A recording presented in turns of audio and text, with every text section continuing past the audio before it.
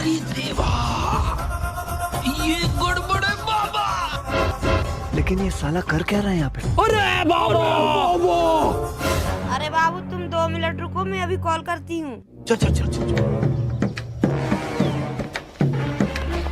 रुक रुक रुक रुक, हराम कर, दुकान से चोरी करके भागता है। चल तू मेरे साथ, चल चल चल, मैं तुझे बताती हूँ। साले दुकान से मोनू चटपटा चोरी करके भागता है। अरे वाह भैया, अरे वाह दुकानदार वाले भैया, कौन है, बाहर निकलो। अरे हाँ दीदी, क्या हुआ? अरे भैया आपको जादू देखना है। क्या जादू? अरे हाँ हाँ दीदी, दिखाओ दिखाओ, मुझे तो बचपन से शौक है जादू देखने का। अच्छा ठीक है भैया, आप मुझे एक मोनू चटपटा दो, वही मोनू चटपटा मैं खाऊंगी और वही मोनू चटपटा इसके जेब में से निकलेगा।